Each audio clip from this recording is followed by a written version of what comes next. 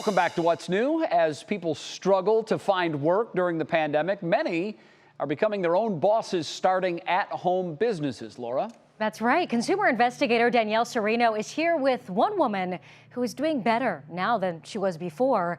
She ended up out of work and says she may never go back to her old job.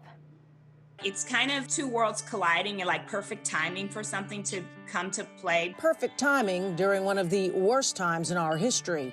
Yet Michelle Felder seized the opportunity, creating and selling masks for COVID, made with fabric she brought from a trip to Ghana, naming each style after a notable Black figure. There was a lack of education and information that was readily available to learn about the contributions and the legacy of Black Americans in this country. She started the company called Cotton Blocks in honor of plantation slaves, after COVID shut down her event planning business. With just $300, not including the fabrics which she had, she began selling the masks on Facebook in May and launched her online site on Juneteenth, without even knowing how to sew. So I called up my aunt and said, could I borrow her sewing machine? I opened up YouTube, watched a video, and then I got on my phone with my aunt via WhatsApp video, and I was showing her what I was doing, and she would walk me through some things, and in an hour, I was up and sewing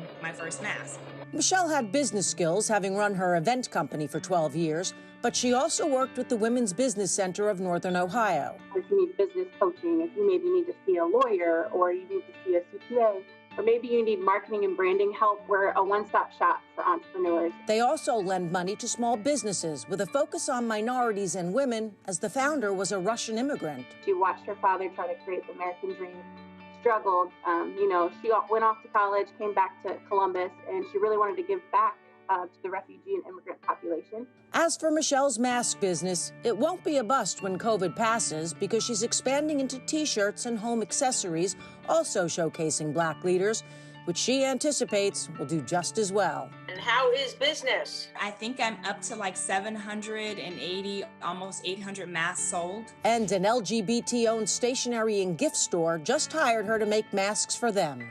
Danielle Serino, 3 News.